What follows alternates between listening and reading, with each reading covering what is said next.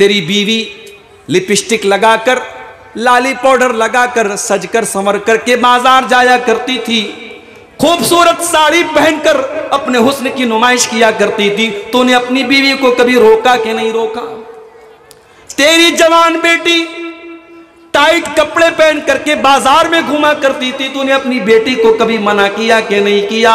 तेरी बेटी अपने फोटो को इंस्टाग्राम पे डाला करती थी, तेरी बेटी अपने फोटोज फेसबुक पर डाला करती थी, तेरी बेटी रात को 2-2 बजे तक गैर महरम लड़कों से बातें किया करती थी, तू रात में तहज्जुद पढ़ा करता था, तू फजर की नमाज पढ़ा करता था। तूने अपनी जिम्मेदारी को कितना निभाया? तूने एक बाप होने की जिम्मेदारी कितनी निभाई?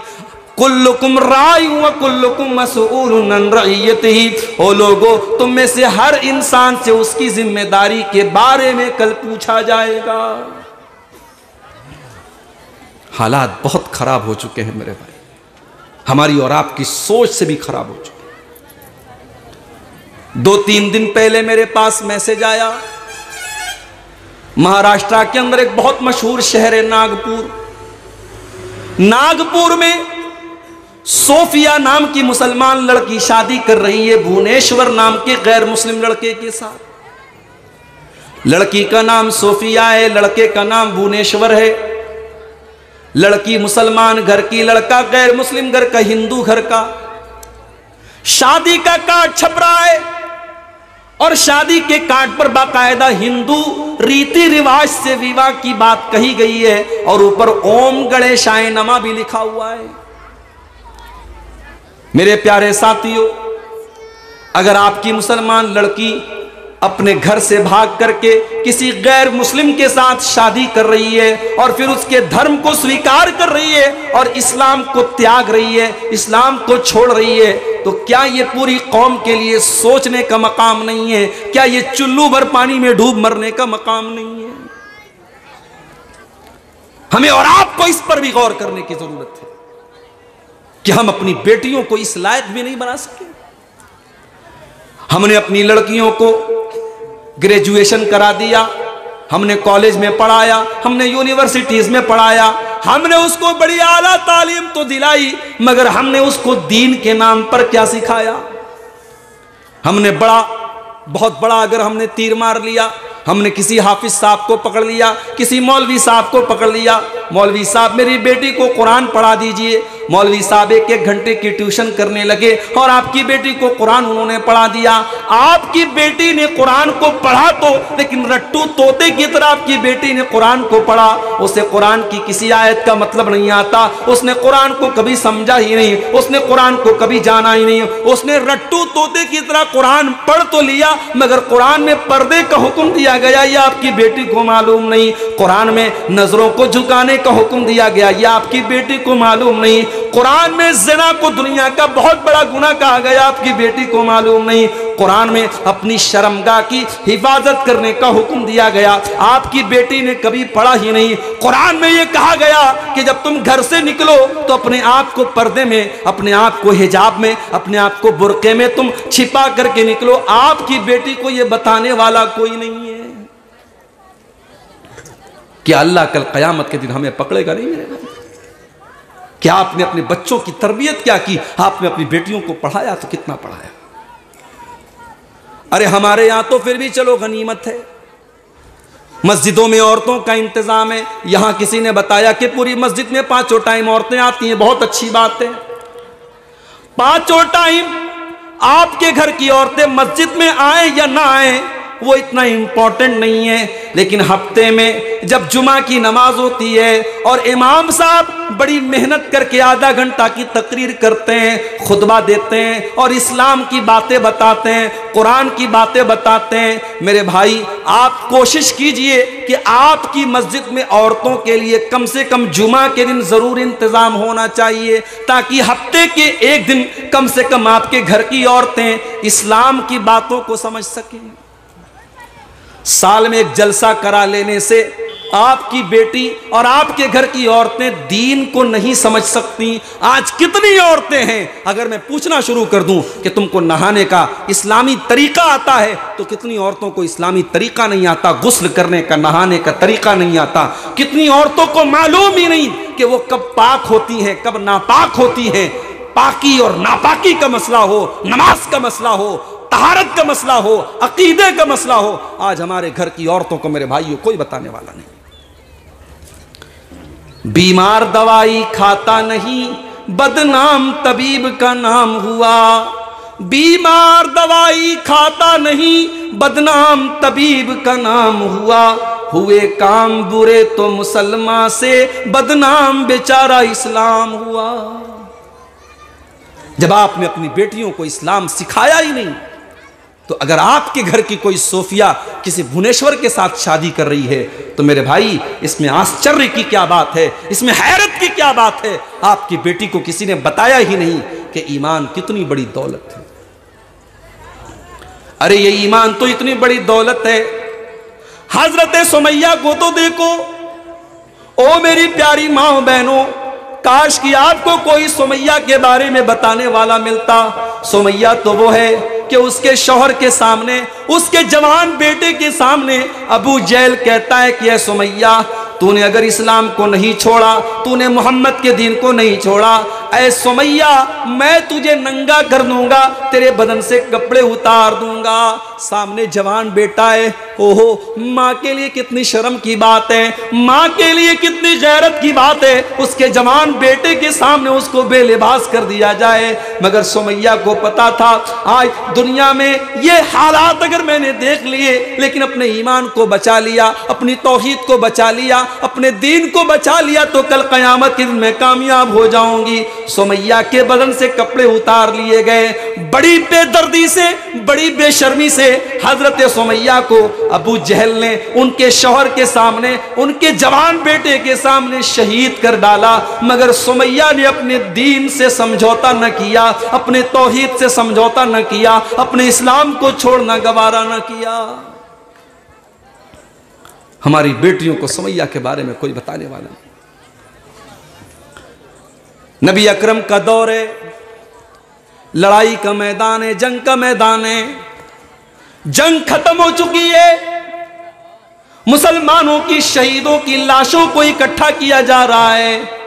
एक औरत आती है जिसका नाम उम्मे खल्लाद है। उसका बेटा भी उस जंग में शहीद हो चुका है। वो अपने बेटे की लाश को देखने के लिए आती है, और हदीस के अल्फाज हैं, वो सर से पैर तक बुर्के में आती है, वो सर से पैर तक नकाब में आती है, वो सर से पैर तक अपने आप को छुपा करके आती है। लोग कहते हैं तेरा बेटा तो कत्ल हो चुका है, तेरा बेटा तो दुनिया से जा चुका है, और तू इतना पर्दे में आई है, तू अपने पूरे बदन को छुपा करके आई है। तो वो औरत क्या जवाब देती है? इन उर्जा इब्नी फलन उर्जा हयाई। ओ लोगो, मैंने अपना बेटा खोया है, मैंने अपनी शर्मो हया को नहीं खोया है। मेरा बेटा गया है, मेरी हया नहीं गई, मेरी शर्म नहीं गई। इस्लाम ने पर्दे का जो हुक्म दिया है, वो जंग के मैदान में भी उसके ऊपर मैं अमल करूंगी। मैं अपनी शर्मो हया से कोई समझौता नहीं कर सकती।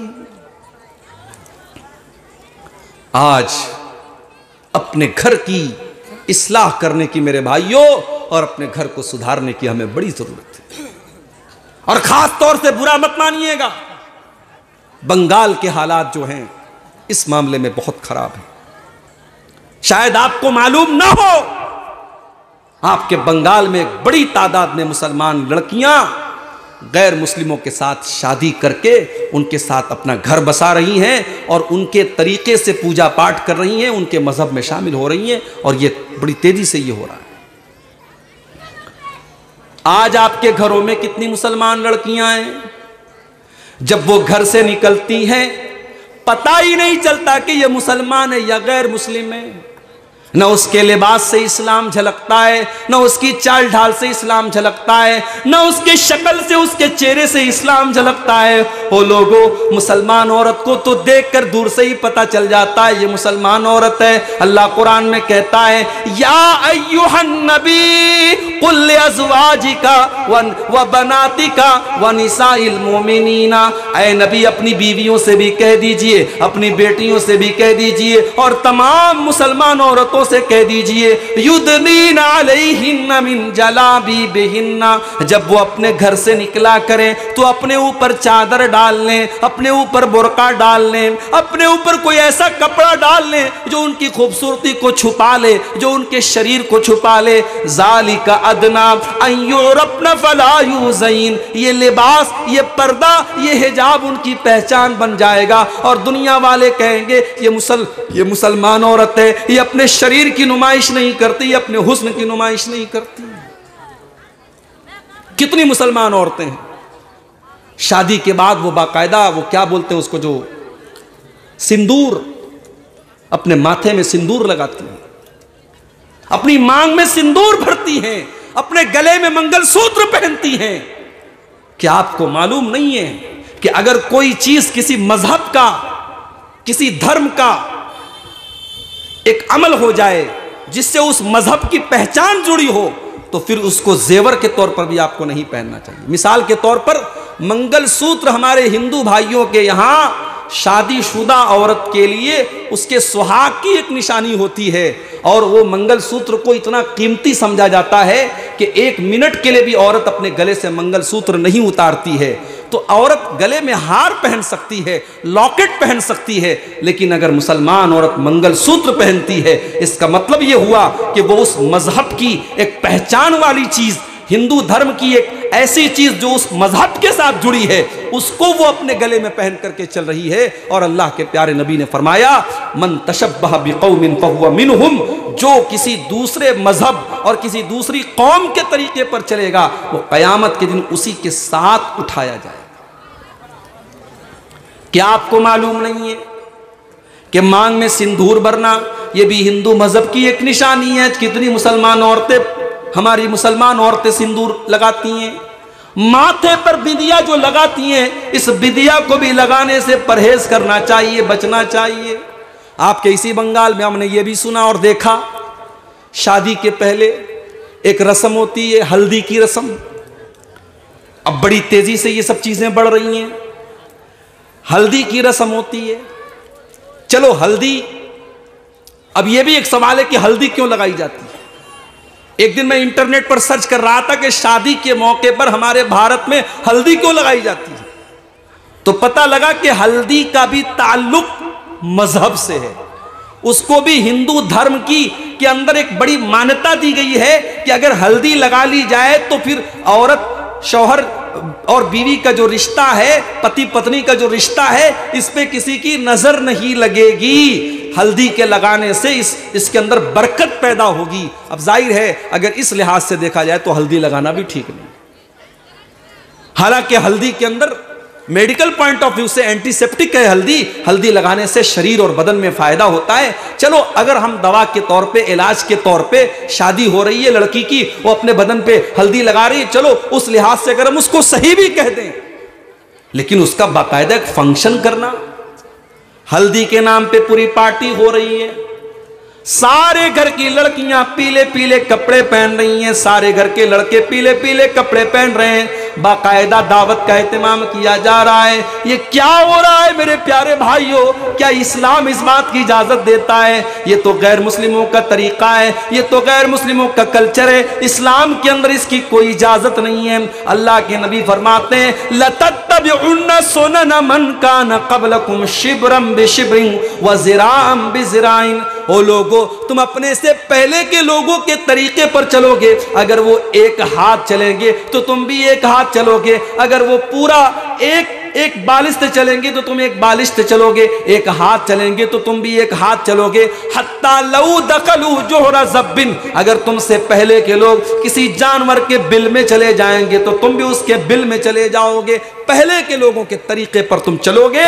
सहाबा ने पूछा, अय अल्लाह के नबी, पहले के लोगों से कौन लोग मुराद हैं? क्या यहूदी और ईसाई मुराद हैं? अल्लाह के नबी ने फरमाया कि और कौन मुराद हैं? तो आज मुसलमान यहूदियों और ईसाइयों के साथ साथ इस मुल्क में हिंदू भाइयों के साथ रहते रहते उनके कल्चर को अपना रहा है, और आज हमारे शादी ब्याह में बहुत सारी चीजें उनके यहाँ की हो रही हैं।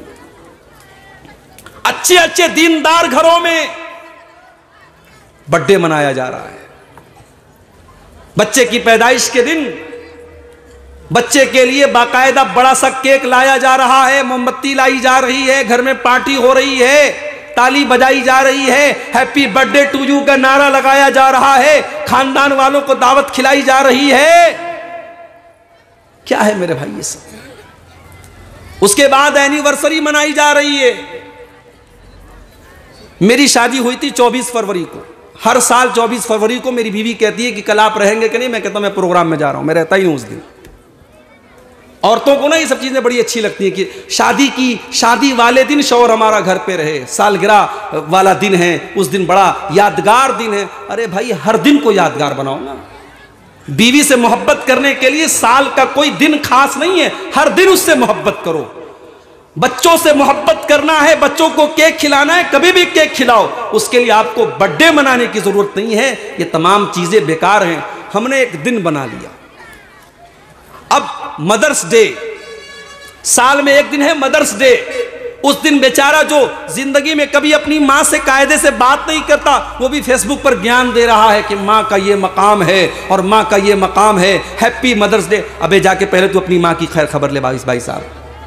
घर में तेरी बूढ़ी मां दवा इलाज को तरस रही है और तू फेसबुक पर मदर्स डे की मुबारकबाद दे रहा है। फादर्स डे, बाप के नाम पर एक डे मनाया जा रहा है। तो ये जितने डेज हैं, ये जो डेज मनाए जा रहे हैं मेरे भाइयों, ये भी हमारे इस्लामिक कल्चर में नहीं है। हमारा इस्लाम का बड़ा क्लियर एंड क्लीन कॉन्सेप्ट है कि बाप हर दिन बाप है, मां हर दिन मां है। मां का सम्मान रोज होना चाहिए, बाप की सेवा रोज होनी चाहिए, बीवी से मोहब्बत रोज होनी चाहिए, और बच्चे के शौक और उसके बच्चों के अरमान को रोज पूरा करना चाहिए। उसके लिए इस तरीके की चीजों को करने की जरूरत नहीं है। तो आज हमें और आपको अपने घरों से इन सब चीजों को हटाना है। तो हमें जानना पड़ेगा कि हम अपने घर की इस्लाह कैसे करें, अपने घर का सुधार कैसे करें।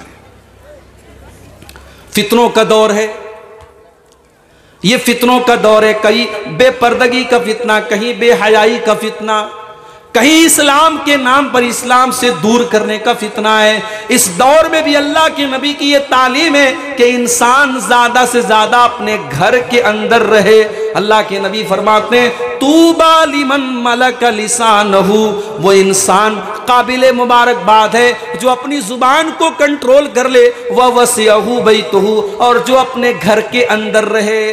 कोशिश कीजिए, अपने परिवार को टाइम दीजिए, अपने बीवी बच्चों को टाइम दीजिए। जब आप अपने काम से, अपने बिजनेस से, अपनी नौकरी से खाली हो जाएं, तो आप अपने घर वालों को टाइम दीजिए। आप बहुत सारे फितनों से बच जाएंगे मेरे भाई।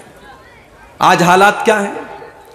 शौहर रात में आता है, काम धंधा करके आया है, थका हारा आया है, बीवी बेचारी मोबाइल में लगी है और कोई सीरियल देख रही है, उसका फेवरेट सीरियल है, बीवी सीरियल में लगी है।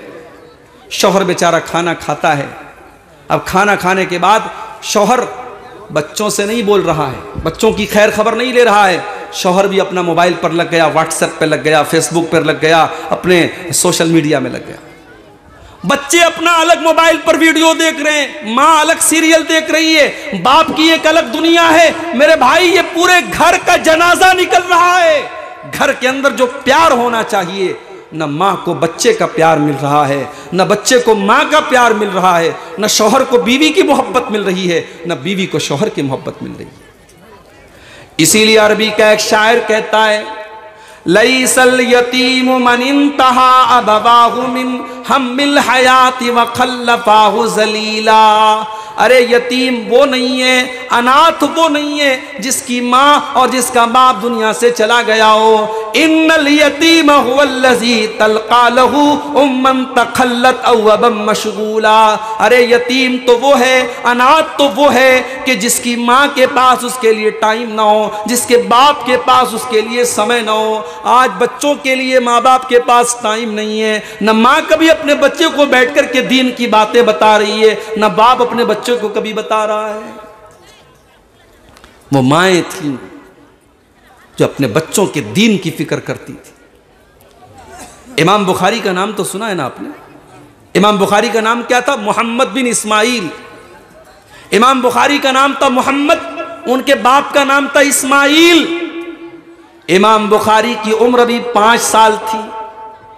5 साल के बच्चे थे इमाम बुखारी के, उनके बाप का इंतकाल हो गया, बाप दुनिया से चला गया।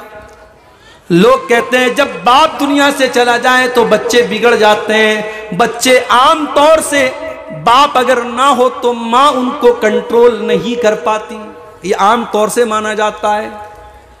इमाम बुखारी की माँ ने अपने बच्चे को माँ का भी प्यार दिया और बाप का भी प्यार दिया। बाप के मरने के बाद उन्होंने बाप की कमी नहीं खलने दी। इमाम बुखारी बड़े हो रहे हैं, माँ का सपना है मेरा बेटा बड़ा होकर के नबी की हदीसों का आलिम बने, मेरा बेटा बड़ा होकर के कुरान का हाफिज बने, कुरान का आलिम बने। ओ मेरी प्यारी माँ बहनों, आज ऐसे भी माएँ क्यों नहीं है समाज में जो अपने बच्चों को अल्लाह के दीन का खादिम बनाने का सपना देखें। आज माओं का सपना होता है मेरा बेटा डॉक्टर बने, मेरा बेटा इंजीनियर बने, मेरा बेटा टीचर बने। ऐसी माएँ कहाँ चली गई जो इमाम बुखारी की माँ की तरह ये सपना देखें, काश कि मेरा बेटा नबी के कुरान, नबी की हदीसों का हाफिज बने, कुरान का हाफिज बने, कुरान का आलिम बने। वो दुनिया को कुरान का मैसेज सुनाए, वो दुनिया को इस्लाम का मैसेज सुनाए, वो एक अच्छा मुसलमान बने और दूसरों को अच्छा बनाए। ऐसा सपना देखने वाली माँ आज दुनिया से खत्म हो गई मेरी भाई, मेरे भाई। इमाम बुखारी की माँ अपने बच्चे की तरबियत कर रही है। इमाम बुखारी बीमार हो गए, एक मर्तबा इमाम बुखारी बीमार हो गए और इतने बीमार हो गए, इतने बीमार हो गए कि उस बीमारी में उनकी आंखों की रोशनी चली गई। इमाम बुखारी अंधे हो गए, उनकी आंखों की रोशनी चली गई। इमाम बुखारी की मां को बड़ा दुख हुआ। और अल्लाह की नेक बंदी अल्लाह की बारगाह में रात में तहज्जुद पढ़ती है और अल्लाह की बारगाह में दुआ करती है, अय अल्लाह मैंने अपने बच्चे को कुरान का आलिम बनाने का सपना देखा है। अय अल्लाह मैंने अपने बच्चे को तेरे नबी की हदीसों का आलिम बनाने का सपना देखा है। अय अल्लाह मेरे बच्चे की आंखों की रोशनी चली गई है। अय अल्लाह अब मेरा बच्चा कुरान को कैसे पढ़ेगा, अब ये हदीसों को कैसे पढ़ेगा। अय अल्लाह मेरे बच्चे की रोशनी को लौटा दे, मेरे बच्चे की आंखों को लौटा दे। इमाम बुखारी की मां रातों को रो रो करके ये दुआ करती है और कहते हैं कि जब मां अपने बच्चे के लिए दुआ करती है, अल्लाह के रसूल की हदीस है कि जब वालिदैन की दुआ, मां बाप की दुआ बच्चे के हक में कबूल होती है, अल्लाह ताला मां बाप की दुआ को कभी लौटाता नहीं है। अगर मां के मुंह से निकल गया बेटे के लिए कोई दुआ निकल गई तो अल्लाह जरूर उस दुआ को पूरा करता है। इसीलिए माओं को कभी बच्चों को बद्दुआ नहीं करना चाहिए, हमेशा बच्चों के लिए अच्छी दुआ करनी चाहिए। इमाम बुखारी की मां ने इतनी दुआ की, इतना रोती रही अल्लाह की बारगाह में कि रात में जब वो सो जाती हैं, जब वो सो जाती हैं तो उनके सपने में, उनके ख्वाब में हजरत इब्राहीम अलैहिस्सलाम आते हैं और इब्राहीम अलैहिस्सलाम आकर के कहते हैं, ऐ इमाम बुखारी की माँ तू इतना रोई है और तूने अल्लाह से इतनी दुआ की है कि रद्दल्लाहु अला इब्ने के बसरहू, अल्लाह ताला ने तेरे बच्चे के आंखों की रोशनी को लौटा दिया है। जाकर के तू देख ले, तेरे बच्चे की आंखें सही हो चुकी हैं, तेरा बच्चा दोबारा देखने लगा है। इमाम बुखारी की माँ की नींद खुली और जाकर के जब उन्होंने देखा तो उनके बच्चे की आंखों की रोशनी आ चुकी थी, उनका बच्चा बिल्कुल ठीक हो चुका था। तो ये होती है मेरे प्यारे भाइयों एक दीनदार मां। दीनदार मां कहां से आएगी? आज आपके घर में दीन कहां से आएगा? मेरी माएं और बहनें जो यहां आई हैं बुरा न माने, आज जब आप अपने बच्चे के लिए दुल्हन देखने जाती हैं और आप अपने घर के लिए जब बहू देखने जाती हैं, तो ईमानदारी से बताइएगा कि आप सामने वाले के अंदर क्या चीज देखती हैं। अल्लाह ताला ने किसी को बहुत गोरा बनाया है, किसी को सांवला बनाया है, किसी को कुछ काला बनाया है, कोई हाइट में लंबा है, किसी की हाइट कुछ कम है, किसी की खूबसूरती में कुछ कमी है। जाहिर है कोई इंसान खुद से तो पैदा नहीं हुआ है, उसके इख्तियार में तो नहीं है। कितनी औरतें आज जब वो रिश्ता देखने जाती हैं, लड़की नेक होती है, लड़की दीनदार होती है, लड़की पढ़ी लिखी होती है, लेकिन वो ये कह के रिश्ता ठुकरा देती हैं, लड़की तो बहुत अच्छी थी, बहुत अच्छी थी, लेकिन उसकी हाइट थोड़ी कम थी। सिर्फ हाइट की बुनियाद पर कितने रिश्ते रिजेक्ट हो जाते हैं। लड़की बहुत अच्छी थी, रिश्ता बहुत अच्छा था, लेकिन लड़की के बाप का मकान अच्छा नहीं लग रहा था, घर अच्छा नहीं लग रहा था। लड़की बहुत अच्छी है, लेकिन उसके माथे पर, उसके गाल पर एक बड़ा सा तिल है जो अच्छा नहीं लग रहा है। वो मेरी प्यारी माँ बहनों, इंसान अपने इख्तियार से तो नहीं पैदा हुआ है। अगर उसके अंदर थोड़ी बहुत कोई कमी है और उसका अखलाक अच्छा है, उसके अंदर दीनदारी है, वो पढ़ी लिखी है, तो उस रिश्ते को रिजेक्ट करने की क्या वजह है। आज कितनी औरतें जो अपनी बहू के अंदर सिर्फ सुंदरता देखती हैं, सिर्फ खूबसूरती देखती हैं, या ये देखती हैं कि कितने पैसे वाले घर की लड़की मेरे घर आएगी और लंबा चौड़ा जहेज लेकर के आएगी। जब आपने रिश्ते की बुनियाद भी रुपये पैसे पर रखी है और सुंदरता पर रखी है और रंग और खूबसूरती पर रखी है, तो फिर अगर वो लड़की आपके घर की बहू बनकर के आती है और चंद ही दिनों के बाद सास और बहू का झगड़ा शुरू हो जाता है और आपके घर का माहौल खराब होने लगता है, तो माफ कीजिए, फिर आपको शिकायत करने का कोई हक नहीं है, क्योंकि आपने बुनियाद ही गलत डाली है। आप बबूल का पेड़ बोने के बाद ये उम्मीद नहीं कर सकते कि उस पेड़ में से आम निकलेगा। आप आम का पेड़ बोएंगे तो आम के पेड़ से आम निकलेगा, आम के पेड़ से बबूल नहीं निकलेगा और बबूल के पेड़ से आम नहीं निकलेगा। इसलिए जब आप रिश्ता करने जाएं, जब आप अपने घर के लिए बहू देखने जाएं, तो अल्लाह के नबी की क्या तालीम है, जरा आपको हदीस उठा के देखिए जो बुखारी और मुस्लिम के अंदर मौजूद है। अल्लाह के प्यारे नबी फरमाते हैं, तुनकहुल मरातु लिअरबईन ले मालिहा वले हसबिहा वले जमालिहा वले दीनिहा। जब एक औरत की शादी होती है तो 4 चीजें औरत के अंदर देखी जाती हैं। माल देखा जाता है, यहूदियों के यहाँ माल देखा जाता था, कितने पैसे वाले घर की लड़की है, और खूबसूरती देखी जाती है। ईसाइयों के यहाँ खूबसूरती देखी जाती थी, वले हसबिया, और कुछ लोग खानदान देखते हैं, बिरादरी देखते हैं। अरब के अंदर बिरादरी बहुत ज्यादा देखी जाती थी। वले दीनिहा, और अल्लाह के नबी फरमाते हैं कि कुछ लोग लड़की के अंदर दीनदारी देखते हैं। फज़फर बिज़ाति दीनी तरिबत यदाक। अल्लाह के प्यारे नबी फरमाते हैं कि तुम दीनदार औरत को अपने घर की बहू बना के लाओ, तुम दीनदार औरत को बीवी बना के लाओ, तुम अपने घर की मलका दीनदार औरत को बनाओ, तुम कामयाब हो जाओगे। दीनदार औरत जब घर में आ जाए तो घर को 4 चांद लगा देती है मेरे भाई। अद्दुनिया कुल्लुहा मता, दुनिया पूरी की पूरी फायदा उठाने की चीज है। वह खैरु मताई दुनिया अलमरतु सालिहा, और दुनिया का सबसे कीमती खजाना नेक औरत है, दीनदार औरत है। अल्लाह के नबी से हजरत उमर फारूक ने पूछा, अरे अल्लाह के नबी ये बताइए कि हम कौन सी चीज को खजाना बनाएं, कौन सी चीज को अपने घर में हम इकट्ठा करें, कौन सी चीज को स्टोर करें। अल्लाह के प्यारे नबी ने फरमाया कि तुम 3 चीजों को खजाना बना लो, 3 चीजों को स्टोर कर लो। लियत्तखिज अहदुकुम कल्बन शाकिरा व लिसानन ज़ाकिरा व ज़ौजतम मुमिनतन तुईनुहु अला अम्रिल आखिरा। सबसे पहली चीज, तुम अपनी जुबान को अल्लाह का जिक्र करने वाला बनाओ। अपने अंदर ऐसी जुबान पैदा करो जो हर हाल में अल्लाह का जिक्र करने वाली हो। मेरी प्यारी माँ बहनों, मेरे प्यारे भाइयों, आज इस पर भी गौर करो कि आज हम कितनी बार अल्लाह का जिक्र करते हैं। नबी अकरम ने तो जो दुआएं सिखाई हैं, छींका है तो कहो अल्हम्दुलिल्लाह, आपको छींका या आपने अल्हम्दुलिल्लाह का, सामने वाला सुने तो वो कहे यरहमुकल्ला, फिर उसके जवाब में आप कहें यहदीकुमुल्लाह। सिर्फ एक छींक आई और आपने 3 बार अल्लाह का नाम लिया। आप घर में जा रहे हैं, कुछ नहीं अगर आपको आता है तो सिर्फ बिस्मिल्लाह पढ़ लीजिए। अल्लाह के नबी फरमाते हैं जब तुम अपने घर में आते हो और बिस्मिल्लाह पढ़ते हो तो शैतान फेल हो जाता है। जब तुम बिस्मिल्लाह पढ़ के घर में आते हो तो शैतान ये कहता है ला मबीता लकुम हाहुना, अब इस घर में हम रह नहीं सकते, ये तो बिस्मिल्लाह पढ़ के अंदर आया है। और जब तुम खाना खाने के टाइम बिस्मिल्लाह पढ़ते हो तो शैतान कहता है ला अशा हाहुना, अब यहाँ तो डिनर भी नहीं मिलेगा, अब यहाँ तो खाना भी नहीं मिलेगा। आपने बिस्मिल्लाह पढ़ा, शैतान की घर में एंट्री खत्म हो गई। आपने खाने के टाइम बिस्मिल्लाह पढ़ा, शैतान आपके खाने से भाग गया। क्या इतना भी नहीं कर सकते हम?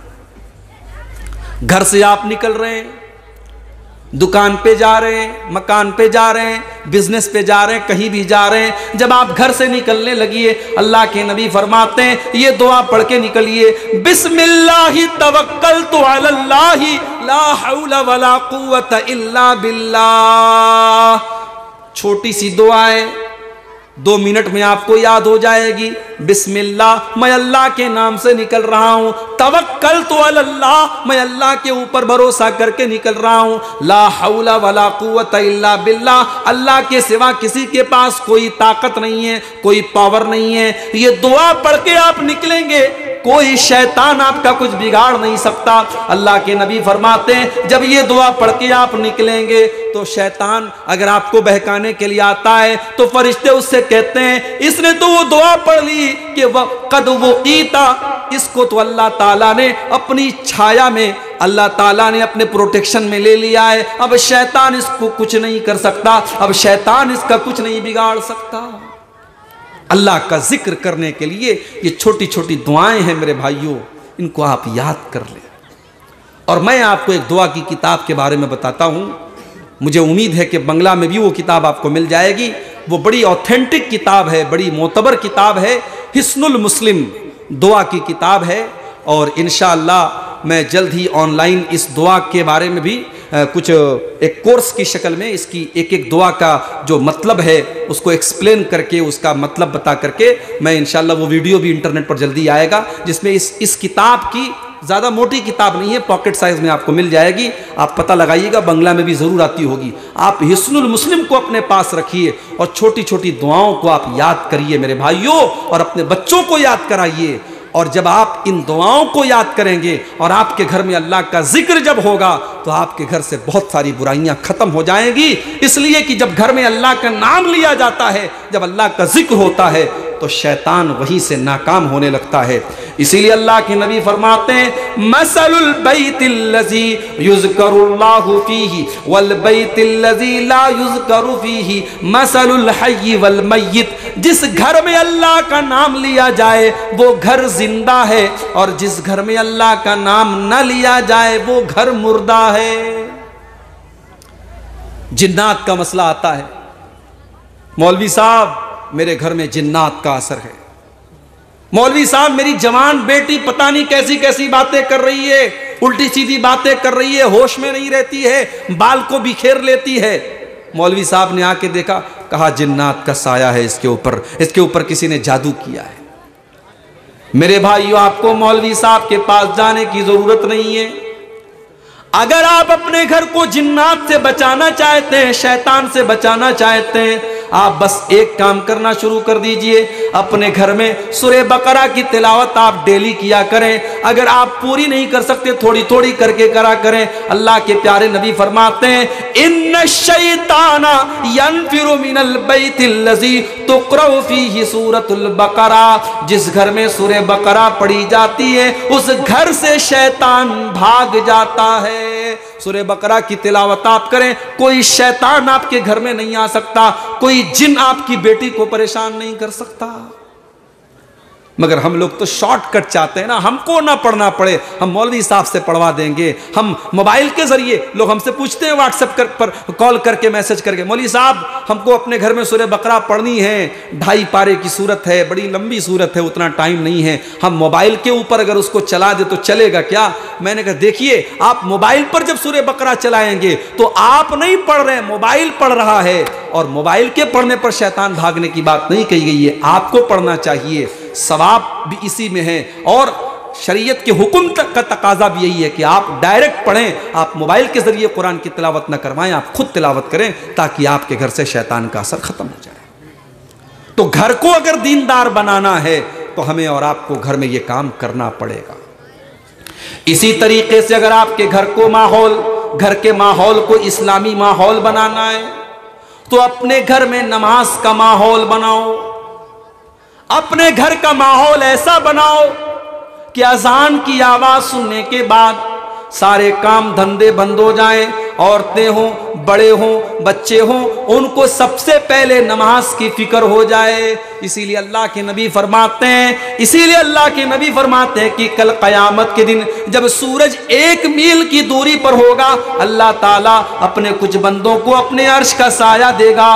उन बंदों में एक बंदा वो भी होगा, व रजुलुन क़ल्बुहु मुअल्लक़ुन बिल मसाजिद, वो इंसान जिसका दिल मस्जिद में अटका हो। इतनी नमाज की टेंशन और इतनी नमाज की फिक्र आपके अंदर हो कि आपका दिल मस्जिद में अटका हो। आप इशा की नमाज पढ़ के घर पे आए, आपने मोबाइल पर सुबह फजर की नमाज का अलार्म लगा लिया, सुबह फजर की अजान 5:30 बजे, 5:45 बजे होने वाली है, मुझे 5:45 बजे उठना है और मस्जिद में आकर के नमाज पढ़ना है। आप जोहर की नमाज आपने अपने मोहल्ले की मस्जिद में पढ़ी, आपको कलिया चक जाना है, आपको मालदा जाना है, आपको फरक्का जाना है। अब आप देख रहे हैं कि अगर मैं 4 बजे फरक्का रहूंगा तो मैं असर की नमाज कहां पढ़ूंगा? आप जोहर पढ़ने के बाद असर की प्लानिंग कर रहे हैं, असर पढ़ने के बाद मगरिब की प्लानिंग कर रहे हैं। नमाज आपकी जिंदगी के शेड्यूल में शामिल हो जाए मेरे प्यारे साथियों। और यही नहीं, जब आप अपने घर पर रहें तो अल्लाह के नबी ने यह भी हुक्म दिया है कि आप सुन्नत और नफिल नमाजों को घर में पढ़ा करें। आप अपने घर के अंदर सुन्नत और नफिल नमाजें घर के अंदर पढ़ा करें। फजर की नमाज है, आप 2 रकात सुन्नत आप घर में पढ़ के तब मस्जिद में जाएं। जोहर की नमाज है, आप 2-2 रकात की, जो 4 रकात सुन्नत जोहर के पहले पढ़ी जाती है, 2-2 रकात करके आप घर में पहले 4 रकात पढ़िए, उसके बाद आप मस्जिद में जाइए। इससे क्या फायदा होगा? अल्लाह के नबी फरमाते हैं, खैरु सलातिल मरई सलातुहु फिल बैति इल्लल मक्तूबा। फर्ज नमाज के अलावा हर नमाज, चाहे वो सुन्नत नमाज हो, चाहे वो नफिल नमाज हो, चाहे वो तहज्जुद की नमाज हो, इंसान को घर में पढ़ना चाहिए।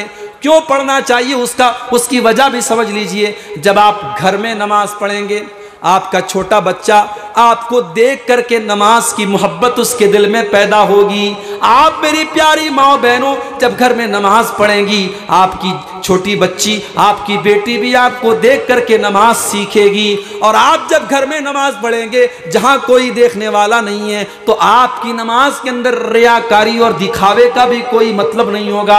आपकी नमाज के अंदर इखलास पैदा होगा, आपकी नमाज सिर्फ और सिर्फ अल्लाह के लिए होगी। इसीलिए घर के अंदर आप नमाज पढ़ें, फर्ज नमाज मस्जिद में पढ़ें, बाकी नमाज आप घर में पढ़ें। और यही नहीं, आप अपने बच्चों को भी नमाज के लिए लेकर के जाएं। अल्लाह के नबी फरमाते हैं, मुरू औलादकुम बिस्सलाति वहुम अब्नाउ सबई सिनीन। तुम्हारे बच्चे जब 7 साल के हो जाएं तो तुम उनको नमाज पढ़ने का हुक्म दो। वज़रिबूहुम अलैहा वहुम अब्नाउ अशरिन। और जब तुम्हारे बच्चे 10 साल के हो जाएं और नमाज न पढ़े तो तुम उनकी पिटाई करो। 10 साल के बच्चे अगर हो जाएं तो नमाज न पढ़ने पर उनकी पिटाई करो। और यही नहीं, आगे अल्लाह के नबी कह रहे हैं, वह फर्रिकू बैनहुम फिल मजाजे। और जब तुम्हारे लड़का और लड़की 10 साल के हो गए तो उनके बिस्तर अलग कर दो। एक कंबल में, एक चादर में 2 लड़कों को मत सुलाओ, 2 लड़कियों को मत सुलाओ, उनके बिस्तर अलग कर दो। जानते हैं यह हुक्म क्यों दिया गया?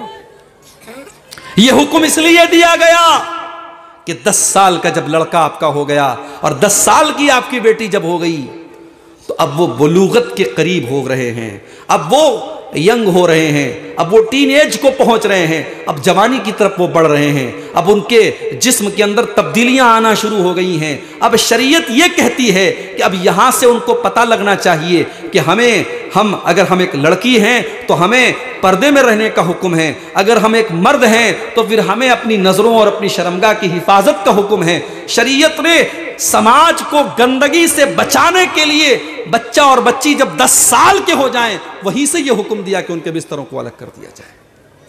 मेरे भाइयों, ये हमारी शरीयत है। अल्लाह ताला ने कुरान में अगर हमसे और आपसे ये कहा है कि जिना के करीब मत जाओ, तो जिना के करीब ले जाने वाली जितनी चीजें हैं, इस्लाम ने उन सबको रोका है। क्यों कहा अल्लाह ने कुरान में, वला युबदीन ज़ीनतहुन्ना, ऐ मुसलमान औरतों तुम अपनी सुंदरता को, अपनी खूबसूरती को, अपनी जीनत को किसी के सामने जाहिर मत करो। क्यों कहा अल्लाह ने, वलियज़रिबना बिखुमुरिहिन्ना ला जुयूबिहिन्ना, जब तुम अपने घर में अपने बाप के सामने, अपने भाई के सामने, अपने महरम रिश्तेदार के सामने, अपने ससुर के सामने भी अगर तुम रहो तो अपने दुपट्टे को अपने सीने पर रखो, अपने दुपट्टे को अपने गरेबान पर रखो। क्यों कहा अल्लाह ने, क्यों कहा अल्लाह ने कुरान में, फला तखज़ान बिल कौल, ऐ मुसलमान औरत जब तुझे किसी गैर मर्द से फोन पर बात करना पड़ जाए, मोबाइल पर बात करना पड़ जाए, या तेरे घर पे कोई गैर मर्द आ जाए और तुझे उससे बात करना पड़ जाए, तो तेरी आवाज में लचक नहीं होनी चाहिए, तेरी आवाज में मिठास नहीं होनी चाहिए, तेरी आवाज कड़क होनी चाहिए, ताकि सामने वाले को ये लग जाए कि मेरी दाल यहां गलने वाली नहीं है, ये तो बड़े कड़क अंदाज में बात कर रही है, मैं इसके ऊपर डोरे नहीं डाल सकता, मैं इससे कोई उम्मीद नहीं कायम कर सकता। ये तमाम रास्ते इस्लाम ने क्यों बताए मेरे भाइयों, ताकि जिनाकारी और बदकारी के लिए कोई जगह न बचे। और इतने सब के बाद इस्लाम ये भी कहता है, जब लड़का और लड़की शादी के लायक हो जाए तो तुम निकाह में देर न करो। लड़का 15 साल का हो गया, 18 साल का हो गया, शादी के काबिल हो गया, लड़की 15 साल से ऊपर 16 साल की, 18 साल की हो गई, शादी के काबिल हो गई। अब आप लड़के की शादी 30 साल की उम्र में कर रहे हैं, आप लड़की की शादी 25 साल की उम्र में कर रहे हैं। आप क्या सोचते हैं, आपका वो लड़का जो 20 साल की उम्र में और 18 साल की उम्र में शादी के काबिल हुआ है, वो 10 साल तक क्या नमाज पढ़कर के अपने आप को गुनाह से बचाएगा? क्या वो तकरीरों को सुनकर के अपने आप को गुनाह से बचाएगा? नहीं नहीं मेरे प्यारे भाइयों, इंसान को भूख लगी हो तो उसको खाना दिया जाता है, उसको तकरीर नहीं सुनाई जाती। इंसान को प्यास लगी हो तो उसको पानी दिया जाता है, उसके सामने कुरान नहीं पढ़ा जाता है। अगर आपके जवान बेटे और बेटियां शादी के काबिल हो गए हैं तो इस्लाम ये भी कहता है कि उनकी शादी में तुम देर मत करो। यही नहीं, अब जो बात मैं कहने जा रहा हूं, हो सकता है मेरे जाने के बाद औरतें नाराज हो जाएं और कहने लगे कि आइंदा इस मौलवी को मत बुलाना, आइंदा इस मौलवी की तकरीर मत करवाना।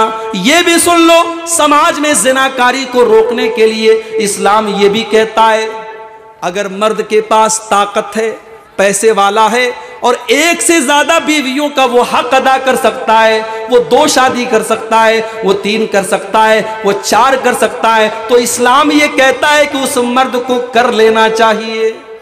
नहीं मौलवी साहब, ज़िना कर लेना आसान है, दूसरी शादी का नाम मत लीजिए।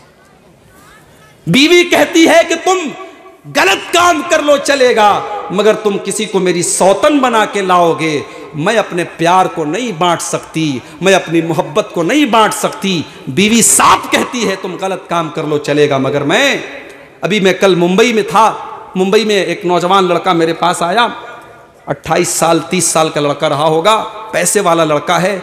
उसने कहा मौलवी साहब मैं दूसरी शादी करना चाहता हूं। मैंने कहा बहुत अच्छी बात है, कर लो भाई।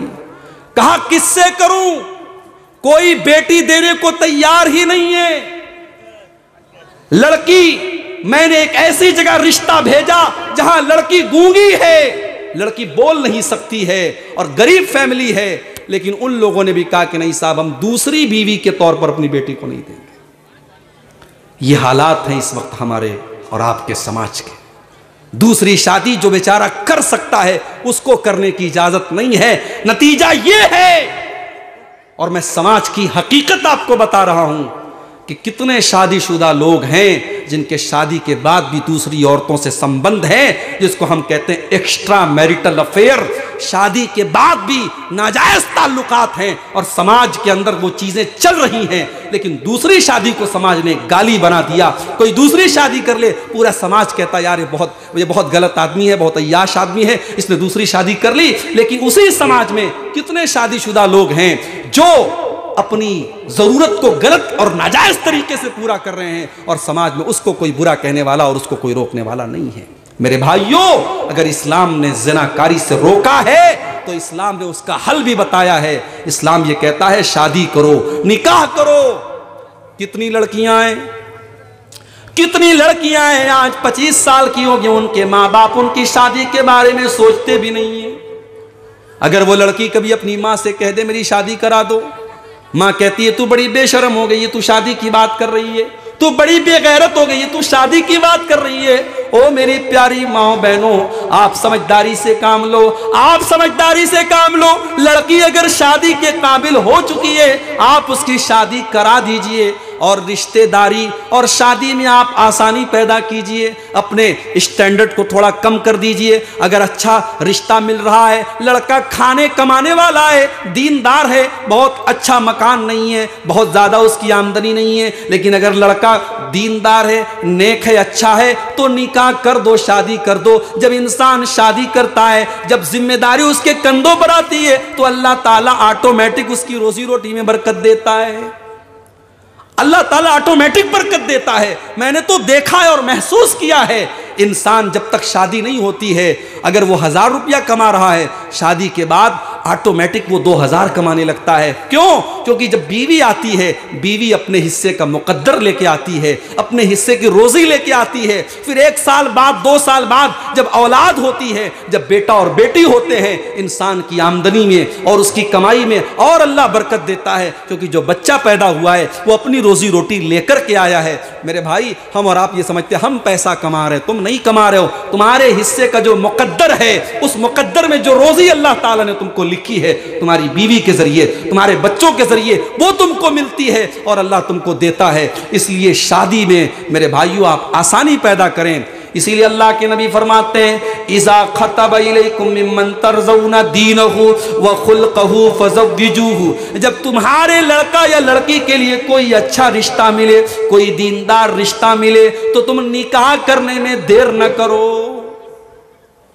अल्लाह के नबी के एक सहाबी थे, शक्ल सूरत के अच्छे नहीं थे, चेहरे पर दाने भी थे, दाग भी था, लेकिन बड़े नेक आदमी थे। उनका नाम था जुलैबीब रज़ी अल्लाह ताला अन्हु। अल्लाह के नबी से बहुत मोहब्बत करते थे। अल्लाह के नबी ने पूछा, जुलैबीब तुम्हारी शादी हुई कि नहीं हुई? अरे अल्लाह के नबी शादी नहीं हुई। आपने कहा कोई बात नहीं, हम तुम्हारी शादी कराएंगे। मदीना के अंदर एक अंसारी साहबी थे, जिनकी बेटी बड़ी पढ़ी लिखी, बड़ी काबिल थी, बड़ी अच्छी थी, और वो अपनी बेटी के लिए रिश्ता तलाश कर रहे थे। एक दिन वो अल्लाह के नबी के पास आते हैं और अल्लाह के नबी से कहते हैं कि अल्लाह के नबी, मैं अपनी बेटी के लिए रिश्ता तलाश कर रहा हूं। नबी अकरम ने फरमाया कि आपकी बेटी के लिए बहुत अच्छा रिश्ता है मेरे पास। साहबी ने समझा कि अल्लाह के नबी मेरी बेटी को अपनी बीवी बनाना चाहते हैं, अपने घर में ले जाना चाहते हैं। साहबी ने कहा, अरे अल्लाह के नबी ये तो मेरी बड़ी खुशनसीबी की बात है। आपने फरमाया, नहीं नहीं, मैं तुम्हारी बेटी से खुद निकाह करना नहीं चाहता, मेरे एक सहाबी हैं, मैं अपने सहाबी से तुम्हारी बेटी का निकाह करना चाहता हूं। कहा अल्लाह के नबी कौन है? कहा जुलैबीब है। अब सहाबी जानते थे जुलैबीब गरीब भी हैं और बदसूरत भी हैं, चेहरे पर दाग धब्बे भी हैं, ज़्यादा खूबसूरत भी नहीं है, और उनकी लड़की बड़ी खूबसूरत थी, बड़ी पढ़ी लिखी थी, बड़ी अच्छी थी। अब लेकिन नबी का हुक्म है, सहाबी इनकार भी नहीं कर सकते। उन्होंने कहा, या रसूलल्लाह मैं थोड़ा सा लड़की की माँ से मशवरा कर लेता हूँ, समझ लेता हूँ, उसके बाद मैं जवाब देता हूँ। सहाबी घर आते हैं और घर आने के बाद अपनी बीवी से कहते हैं कि अल्लाह के नबी ने हमारी बेटी के लिए रिश्ता भेजा है। कहा कौन है, किसके लिए रिश्ता भेजा है? कहा जुलैबीब के लिए रिश्ता भेजा है। लड़की की माँ भी जानती थी जुलैबीब गरीब आदमी है, जुलैबीब बदसूरत आदमी है। लड़की की माँ ने फौरन कहा कि नहीं नहीं, हम जुलैबीब के साथ अपनी लड़की की शादी तो नहीं कर सकते, इतने अच्छे अच्छे रिश्ते हमारी लड़की के आए, हमने अपनी बेटी की शादी किसी और से नहीं कराई, अब हम अपनी बेटी की शादी जुलैबीब से कराएंगे, ऐसा नहीं हो सकता। लड़की की माँ ने साफ इनकार कर दिया। सहाबी पलट करके जाने लगे। लड़की अंदर पर्दे से सब सुन रही थी माँ बाप की बातचीत। लड़की अपने माँ बाप के पास आती है, ऐ मेरी अम्मी जान, ऐ मेरे अब्बू जान, ठीक है आपको ये रिश्ता पसंद नहीं आया, आपको जुलैबीब पसंद नहीं आए, मगर जरा इस पर भी तो गौर करो, ये रिश्ता भेजने वाली हस्ती कौन है? ये रिश्ता भेजा है जनाबे मुहम्मदुर रसूलुल्लाह सल्लल्लाहु अलैहि वसल्लम ने। क्या आप अल्लाह के नबी का रिश्ता ठुकराएंगे? मेरे अब्बू जान ऐसा न कीजिए, आप मेरी शादी जुलैबीब से करा दीजिए। अगर अल्लाह के नबी ने ये रिश्ता भेजा है, मुझे उम्मीद है अल्लाह इस रिश्ते को मेरे हक में बरकत वाला बना देगा। मैं इस रिश्ते पर राजी हूं। जब मैं राजी हूं तो आपको एतराज नहीं करना चाहिए, आप मेरी शादी जुलैबीब से करा दीजिए। हजरते जुलैबीब से शादी करने के लिए तैयार होगी वो लड़की। लड़की के वालिद अल्लाह के नबी के पास आते हैं और पूरा वाकया सुना देते हैं कि हम दोनों मियां बीवी तो तैयार नहीं थे, मगर हमारी बेटी तैयार है क्योंकि रिश्ता आपने भेजा है। अल्लाह के नबी ने फौरन दुआ की, अल्लाहुम्मा बारिक लहा फी आइशिहा, ऐ अल्लाह इस लड़की की जिंदगी में तू बरकत अता फरमा, वला तजअल आइशहा कद्दन कद्दा, ऐ अल्लाह इसकी जिंदगी में कभी परेशानी और कभी दुश्वारी ना आए। शादी हो गई। जुलैबीब गरीब थे, मगर गरीब होना ये ऐब नहीं है। इंसान अगर गरीब है लेकिन दीनदार है तो आपकी बेटी की कदर करेगा और आपकी बेटी को सुखी रखेगा। और इंसान अगर अमीर है और दौलत वाला है लेकिन दीनदार नहीं है तो आपकी बेटी को बहुत तकलीफ पहुंचाएगा। जुलैबीब की शादी हो गई और जुलैबीब अपनी बीवी से बहुत मोहब्बत करते थे, बड़ी मोहब्बत के साथ दोनों मियां बीवी रहते थे। कुछ दिनों के बाद एक गजवा होता है, एक लड़ाई होती है और अल्लाह के रसूल के सहाबा के साथ उस लड़ाई के मैदान में हजरत जुलैबीब भी शामिल होते हैं। लड़ाई जब खत्म हो जाती है और मुसलमान अपने शहीदों की लाशों को तलाश करने लगते हैं तो अल्लाह के नबी पूछते हैं कि सबकी लाशें तो नजर आ रही हैं, मुझे मेरा जुलैबीब नजर नहीं आ रहा है, क्या तुम लोगों ने जुलैबीब को देखा है? जब तलाश किया गया तो 7 दुश्मनों के बीच में 7 लोगों को मारने के बाद, अकेले उनसे लड़ने के बाद अपनी जान अल्लाह की राह में कुर्बान करने वाला जुलैबीब 7 दुश्मनों के बीच में तीरों से और तलवारों से के जख्म से भरी हुई उनकी लाश मिलती है। अल्लाह के नबी अपने इस सहाबी की लाश को अपने कंधे पर उठा करके कब्र के पास लेके जाते हैं। किसी चारपाई पर जुलैबीब को नहीं उठाया गया, नबी ने अपने कंधे को जुलैबीब की चारपाई बनाया, अपने कंधे पर उठाया और कब्र में ले जाकर के कब्र में उतारा। और जब कब्र में उतारने लगे और आसमान की तरफ ना आपने हाथ उठाए और आपने फरमाया, आय अल्लाह मैं जुलैबीब से राजी हूँ, आय अल्लाह तू भी इससे राजी हो जा। साहबा कहते हैं वो मंजर देख करके हमें इतनी हसरत हुई, हमने यहाँ तक हमारे दिल में ये ख्याल पैदा हुआ कि काश उस कब्र में हम होते और काश अल्लाह के नबी हमारे बारे में ये दुआ कर रहे होते। जुलैबीब को दफन कर दिया अल्लाह के नबी ने और वो लड़की अपने शौहर के इंतकाल के बाद बेवा हो गई। और बेवा औरत के पास तो आम तौर से रुपये पैसे की कमी होती है, मगर सहाबा कहते हैं कि पूरे मदीना में हमने किसी और बेवा को नहीं देखा कि वो अल्लाह के रास्ते में इतना खर्च करती हो जितना हमने उस औरत को देखा। बेवा होने के बावजूद वो अल्लाह की राह में खर्च करती थी। एक दीनदार मर्द से निकाह करने का ये नतीजा निकला, अल्लाह गैब से रोजी देता था और वो अल्लाह की बंदी अल्लाह की राह में खर्च करती थी। मेरे प्यारे साथियों, रिश्ते नाते में आप दीनदारी को तरजीह दो। लड़का दीनदार है, लड़की दीनदार है तो बाकी चीजों में कॉम्प्रोमाइज कर लो। बाकी अगर कमज़ोर है, माली एतबार से कमज़ोर है, रुपये पैसे में कमज़ोर है, या आपके ख़ानदान और आपके स्टेटस के मामले में कमज़ोर है, लेकिन अगर दीनदार है और बाखलाक है, अल्लाह के प्यारे नबी कहते हैं निकाह कर दो और देर मत करो। अगर तुम ऐसा करोगे तो ज़मीन के अंदर फसाद फैलेगा। तो ये बहुत ज़रूरी चीज़ है। अगर हम अपने घर का माहौल इस्लामी बनाना चाहते हैं तो हमें अपने घर में सबसे पहले रिश्ता नाता दीन की बुनियाद पे करना होगा। और आगे बढ़िए।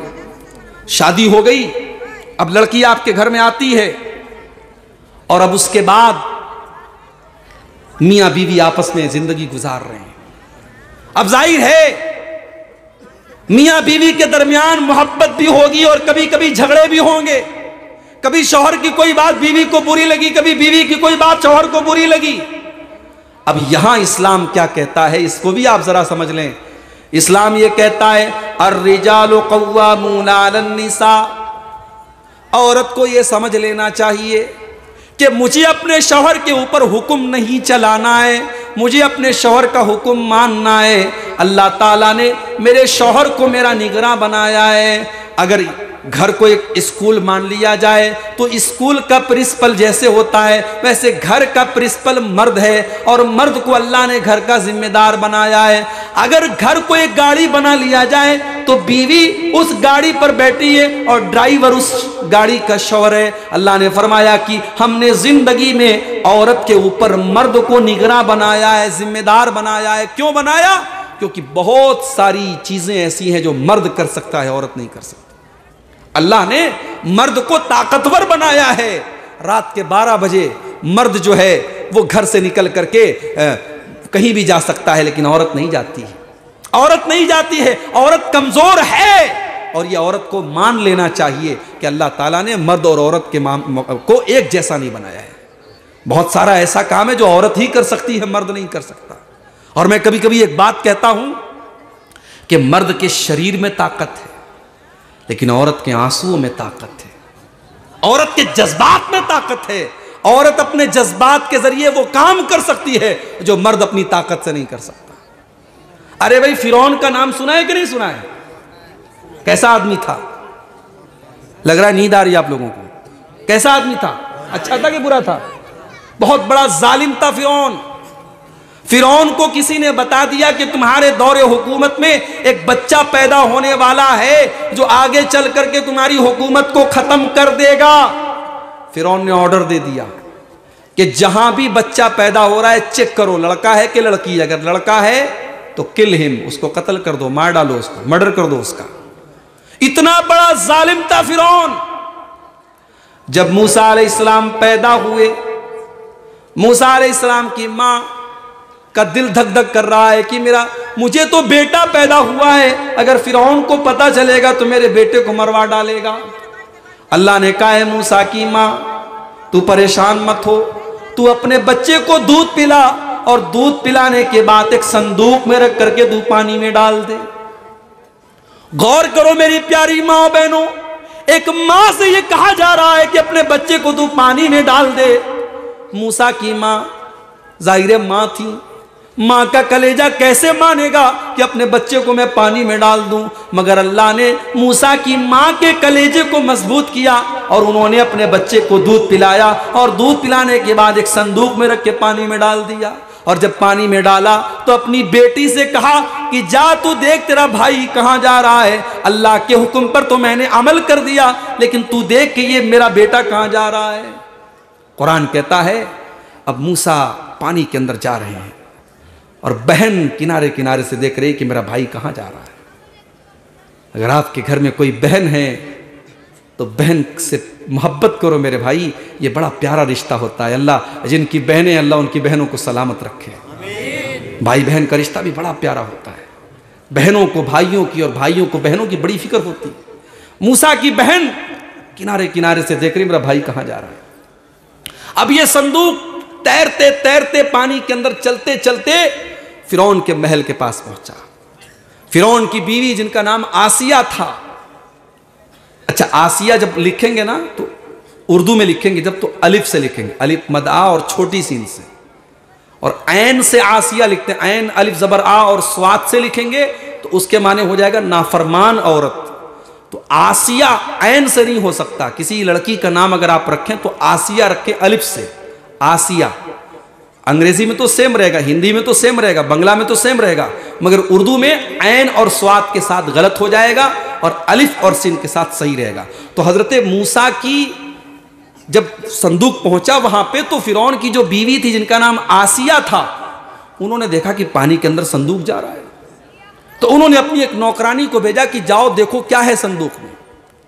नौकरानी गई, संदूक को निकाला, संदूक को खोला, इतना खूबसूरत प्यारा बच्चे को लेके आई। हजरत आसिया ने, जो फिरौन की बीवी थी, उन्होंने बच्चे को गोद में लिया और अपने शौहर के पास, फिरौन के पास आई। फिरौन तो ऐसे ही बच्चों से डरता था। जब से उसको किसी ने बता दिया था कि तेरे दौरे हुकूमत में कोई बच्चा पैदा होगा जो आगे चल करके तुझे कत्ल करेगा, तेरी हुकूमत के खत्म करने का सबब बनेगा, तभी से वो डरा हुआ था। उसने देखा कि मेरी बीवी बच्चा लेके चली आई, वो ऑर्डर देने वाला था कि इसको भी कत्ल कर दिया जाए, लेकिन फिरौन की बीवी ने कहा ला तक़्तुलूहु असा अन यनफ़अना औ नत्तख़िज़हु वलदा। कहने लगी, है मेरे सरताज, ऐ मेरे शौहर, इस बच्चे को आप कत्ल न करवाइए, ये कितना प्यारा बच्चा है, ये बच्चा हमारा कुछ नहीं बिगाड़ेगा, ये हमें फायदा पहुंचाएगा, यह हो सकता है कि हम इसको अपना बेटा बना ले, हमें अल्लाह ने, हम बे औलाद हैं, हम इसको औलाद बना लें।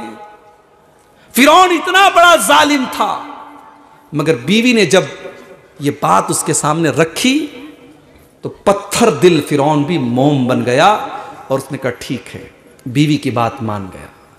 ये औरत की ताकत है। औरत अगर चाहे तो फिरौन जैसे पत्थर दिल को भी मोम बना सकती है। यह अलग बात है कि फिरौन इतना बड़ा जालिम था मगर बीवी के आगे मोम बन गया। और आज बाद शौहर तो फिरौन से भी बड़े जालिम होते हैं जो बीवी से कायदे से बात तक नहीं करते। मेरे भाई, ये जो मियाँ बीवी का रिश्ता है ये कोई नौकर और आका का रिश्ता नहीं है। शौहर कभी ये ना समझे कि मैं मालिक हूं और मेरी बीवी मेरी नौकरानी है। शौहर थक के आया, बीवी से कहा चल मेरे पैर में मालिश कर। बीवी बेचारी दिन भर की थकी है, किचन में काम किया उसने, घर की सफाई की, कपड़े धोए, सारे काम किए। बीवी बेचारी वो ये कहने का कभी हक नहीं रखती कि मेरे पैर में आज बहुत दर्द हो रहा है, आज कोई मेरे पैर में भी तेल लगा दे। वो तो नौकरानी है, शौहर तो आका है। माफ कीजिए, अगर आपने ये रिश्ता घर में बनाया है, ये मेरे नबी की तालीम के खिलाफ है, ये इस्लाम की तालीम के खिलाफ है। बीवी आपकी नौकरानी नहीं है और आप उसके मालिक नहीं हैं। बीवी महबूबा होती है और आप उसके चाहने वाले होते हैं। इन दोनों के दरमियान, शौहर और बीवी के दरमियान मोहब्बत का रिश्ता होना चाहिए। नौकरानी और मालिक का रिश्ता नहीं होना चाहिए। अगर आप कभी बीवी के काम आ जाएं, कभी आप संडे है, घर में छुट्टी है, अगर आपने घर की सफाई में कुछ बीवी का हाथ बटा दिया तो आप छोटे नहीं हो जाएंगे, आपकी नाक नहीं कट जाएगी। अल्लाह के प्यारे नबी, इस कायनात के सबसे अजीम इंसान, अल्लाह के प्यारे नबी जनाब मोहम्मद रसूलुल्लाह सल्लल्लाहु अलैहि वसल्लम जब अपने घर में होते थे, अम्मा आयशा फरमाती हैं काना यहलुबु शातहु, अपनी बकरी का दूध खुद दूह लेते थे आप। व यफली सौबहु, अपने कपड़े में बटन वगैरह लगाना होता था आप खुद लगा लेते थे, और अपने जरूरी काम आप खुद कर लेते थे, और आप अपने घर वालों के कामों में सपोर्ट करते थे। मेरे प्यारे साथियों, इस रिश्ते की यही खासियत है, इसको मोहब्बत के साथ आप चलाइए। और अगर कभी ऊंच नीच हो जाए तो फौरन तलाक तलाक तलाक कह करके जो रिश्ता तोड़ दिया जाता है, ये बहुत बड़ी जहालत है और इस्लाम के खिलाफ है।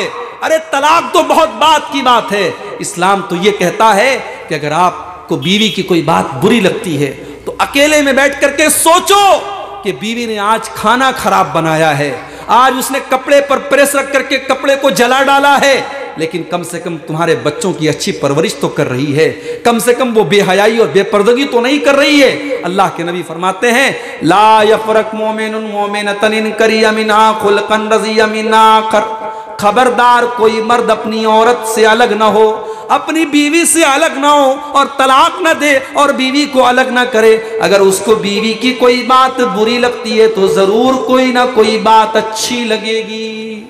तो इस रिश्ते की नज़ाकत को समझिए। अपनी माँ बहनों से भी कहना चाहूँगा, अपने भाइयों से भी कहना चाहूँगा कि आप एक आइडियल शौहर बने, एक आइडियल बीवी बने। हम देखते हैं बाज़ लोगों को कि समाज के लिए वो बहुत अच्छे होते हैं, लोगों से बहुत मुस्कुरा के मिलते हैं, मगर जब घर में जाते हैं तो बीवी बच्चों के साथ बड़ा ख़राब उनका रवैया होता है, बड़ा रूखा उनका तरीक़ा होता है। माफ़ कीजिए, कोई अच्छी चीज़ नहीं है। अल्लाह के प्यारे नबी फरमाते हैं, खैरुकुम ले अहलिही व अना खैरुकुम ले अहली। ओ लोगों, तुम में सबसे अच्छा इंसान वो है जो अपने परिवार के लिए अच्छा हो, और मैं तुम में अपने परिवार के लिए सबसे अच्छा हूँ।